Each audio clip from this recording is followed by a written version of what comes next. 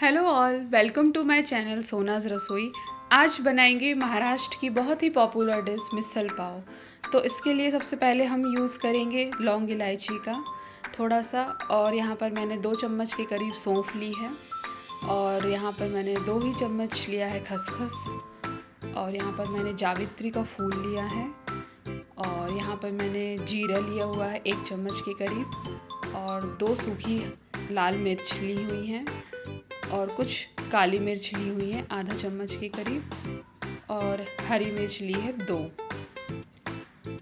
और यहाँ पर मैंने 3 बड़े टमाटर कट करके रखे हैं, 2 प्याज रखी हुई हैं, और नारियल का टुकड़ा बारीक कट करके रखे हैं। यहाँ पर हम स्प्राउट्स का यूज़ करेंगे, तो यहाँ पर मैंने मूंग दाल के स्प्राउट्स का यूज़ किया हुआ है। आप चाहें तो चने की दाल और बीन्स का भी यूज़ कर सकते हैं। तो आइए बनाते हैं।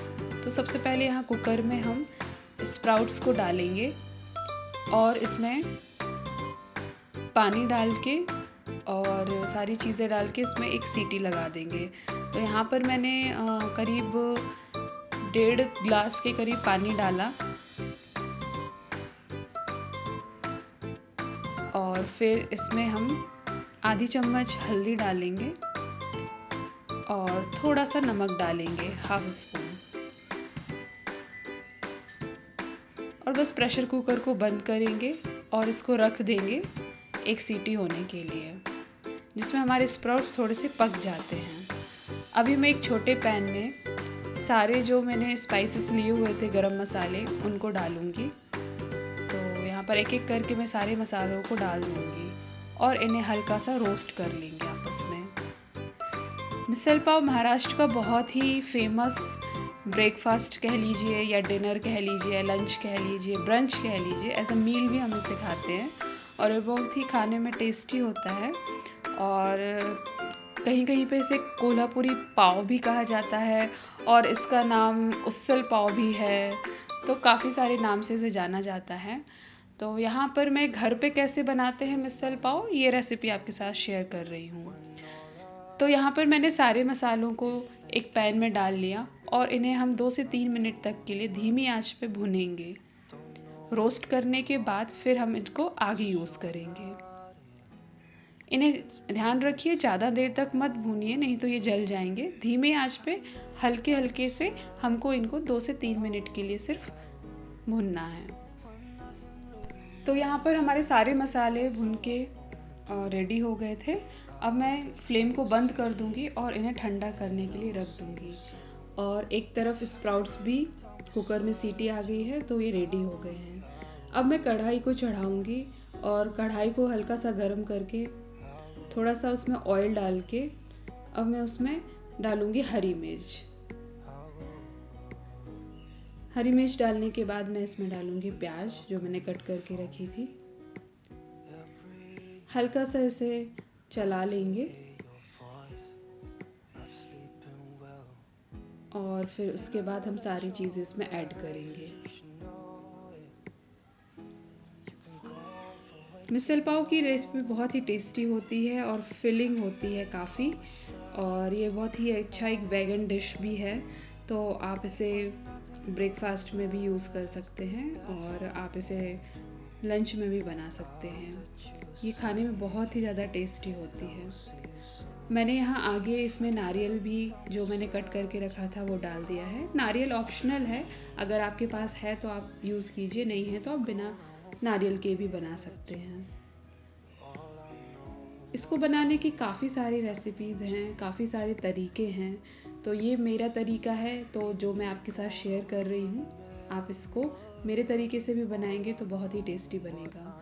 अब मैं इसमें डाल रही हूँ टमाटर जो मैंने कट करके रखे थे, और इन सारी चीज़ों को आपस में अच्छे से मिला के और इनको बहुत अच्छे से सेक लेना है। करीब 3 से 4 मिनट लगते हैं इन सारी चीज़ों को आपस में मिलने के लिए और सिकने के लिए। जब ये सारी चीज़ें आपस में सिक के सॉफ्ट हो जाती हैं, तब तक हम इन्हें सेकते हैं और थोड़े देर के लिए फिर इन्हें रख देते हैं ठंडा होने के लिए। तो यहाँ पर मैंने सारी चीज़ों को अच्छे से मिला के आपस में मीडियम आंच पे रख दिया है सिकने के लिए।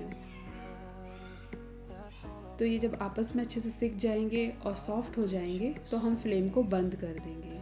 तो यहाँ पर मैं बार बार चेक कर रही हूँ कि ये सिके हैं अच्छे से, आपस में सॉफ्ट हुए हैं कि नहीं।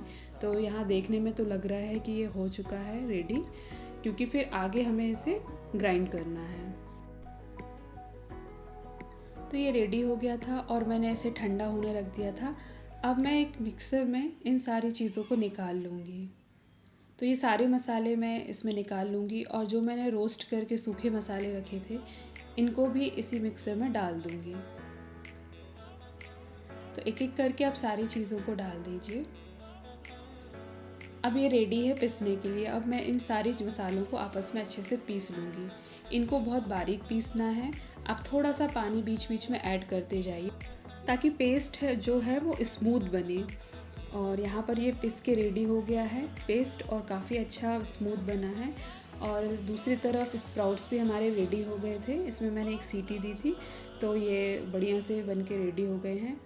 अब नाउ मैं एक कढ़ाई को फिर से गर्म करूँगी और इसमें 2 टेबल स्पून के करीब ऑयल को ऐड करूँगी।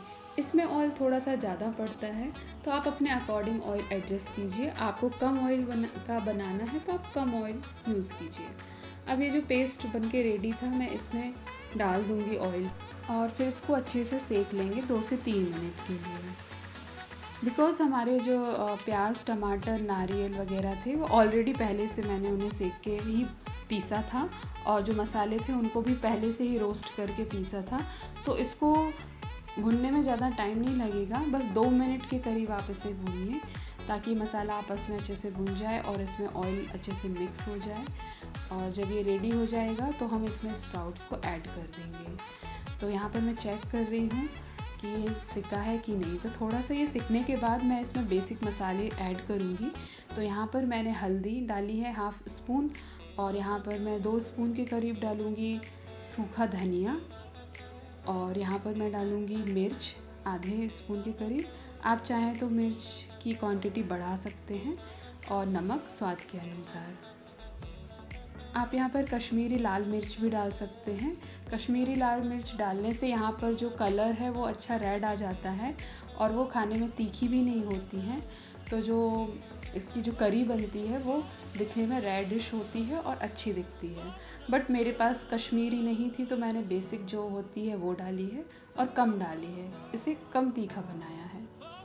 फिर आपस में सारे मसालों को ऐड करके और सारी चीज़ों को आपस में अच्छे से मिला लेंगे और करीब 1 मिनट के करीब इसको भून लेंगे।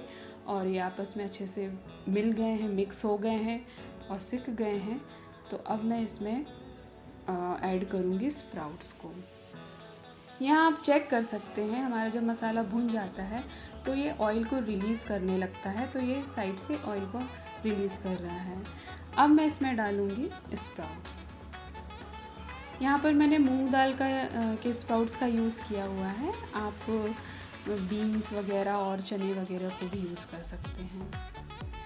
मिसल पाव बनाने के लिए हम उबले आलू का भी यूज़ करते हैं, लेकिन मैंने यहाँ आलू को अवॉइड किया है। तो इन सारी चीज़ों को आपस में अच्छे से मिला लीजिए और करीब 1 मिनट के करीब इनको मिला के इनको पकने दीजिए। मिसल पाव एक्चुअली इसको एक स्प्राउट्स करी भी बोलते हैं। तो यहाँ पे मैं सारा जो स्प्राउट्स उबले थे उनको सबको डाल दूँगी विथ पानी और सारी चीज़ों को आपस में अच्छे से मिला लीजिए। और बस ये थोड़ी देर बाद बन के रेडी हो जाएगा। ये रस जो होता है ये बहुत ही पतला बनता है, इसमें मैक्सिमम पानी का यूज़ होता है। आप ज़्यादा से ज़्यादा पानी डालिए तो ये जो रस है वो बहुत ही पतला बनता है। और अगर आपको चाहिए कि नहीं मुझे थिक बनाना है तो आप कम पानी का यूज़ कीजिए। तो यहाँ पर मैंने 2 से ढाई कप ग्लास के करीब पानी का यूज़ किया था, आप उसको बढ़ा भी सकते हैं। तो यहाँ पर मैंने 2 से ढाई ग्लास पानी डाले थे और उसके बाद एक अच्छा सा बॉईल देंगे हम इसमें और फिर देन हमारा जो करी है वो बन के रेडी हो जाएगी। ये जो स्प्राउट्स करी है इसको आप रोटी, राइस और पराठे किसी के साथ भी सर्व कर सकते हैं। ये खाने में बहुत ही टेस्टी होती है। ये ज़रूरी नहीं है कि आप पाव के साथ ही खाइए, बट ऐसे भी आप खा सकते हैं यूजुअली। और यहाँ पर ये बन के रेडी हो गई है। बस मैं इसमें 2 मिनट के लिए उबाल दूँगी, लिड लगा दूँगी। और कुछ देर बाद मैंने चेक किया 2 मिनट के करीब, तो ये उबल के अच्छे से तैयार हो गई थी। और ये जो आउटर लेयर में इसमें जो ऑयल रिलीज़ हुआ है, इसका मतलब है कि ये बहुत ही अच्छे से पक गई है। तो आइए अब इसे सर्व करते हैं। तो एक प्लेट में मैं ऐसे सारी चीज़ों को ऑर्गेनाइज़ करके रखूँगी और अब मैं इसमें ये करी डालूँगी। तो मिसल पाव खाने के लिए हम सॉफ्ट पाव का यूज़ करेंगे। और यहाँ पर एक खास नमकीन डलता है इसको मिसल में डालने के लिए, अनियन बारीक कटे हुए और लेमन। तो ये जो नमकीन होता है, ये इसका ख़ास रोल होता है इसमें। तो आप इसके जो करी है इसमें नमकीन डालिए, फिर इसमें अनियंस डालिए और फिर उसके बाद इसमें लेमन डालिए। इसके बाद फिर आप इसे पाव के साथ खाइए। तो ये खाने में बहुत ही यम्मी और बहुत ही टेस्टी लगता है। और आपको ये रेसिपी अगर पसंद आई है तो आप प्लीज़ इस रेसिपी को अपने घर में ज़रूर ट्राई कीजिए। Thank you for watching.